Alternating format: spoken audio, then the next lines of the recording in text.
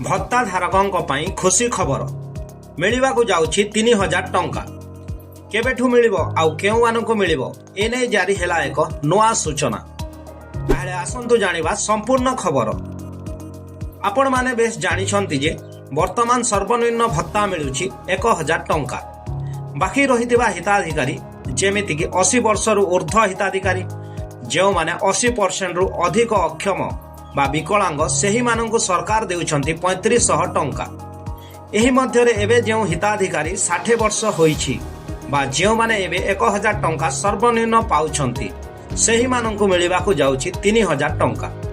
जदि आपण जणे मधुबाबू पेंशन योजना, ओल्ड एज पेंशन योजना, विकलांग भत्ता किंबा विधवा भत्ता हिताधिकारी होइथिबे तथा एही सबु स्कीम रु आपण भी भत्ता पाउथिबे ताहेले जानि रखंतु आपण को पाई मध्य गोटे खुशी खबर सरकार आनिबाकू जाउछंती।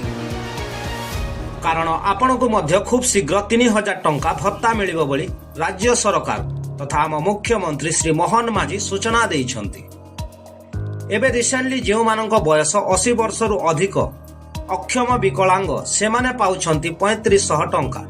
किंतु बाकी रहिथिबा हिताधिकारी जेउ मानक पूर्वरु 700 टंका मिलुथिला ताहाकू एबे सरकार वृद्धि करी 1000 टंका सर्वनिम्न प्रदान करुछंती। सरकारक सूचना अनुसार कुहा जाउछि जे खूब शीघ्र माने एही वर्ष रे भत्ता राशि 3000 टंका हेबाकू जाउछि। सरकारक कहिबा अनुसार एही नुआ दर 2-3 मास भितरे सारा राज्य रे लागू हेबो बोली सूचना मिलिछि। एबे सर्वनिम्न भत्ता राशि हेबो 3000 टंका।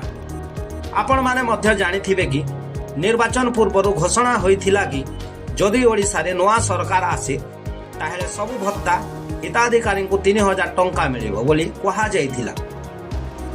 किंतु नवा सरकार को आसीबा परे मध्य सरकार एही कथा रखी नाहंती। केवल सेही मानंकु 3500 टंका मिलुछि जेउ मानंक बयस 80 वर्ष रु ऊर्ध्व आउ जेउ माने 80% रु ऊर्ध्व अक्षम बा विकलांग से मानंकु मिलुछि 3500 टंका। बाकी सब हिताधिकारी को केवल 1000 टंका मिलुछि। हेले जहा सूचना मिलुछि जे 1000 टंका को बढ़ाई 3000 टंका करिबाकू जाउछंती राज्य सरकार। आउ एहा खूब शीघ्र मध्य घोषणा हेबाकू जाउछि। जदि आम वीडियो आपनको भलो लागिला ताहेले लाइक शेयर आउ सब्सक्राइब करंतु।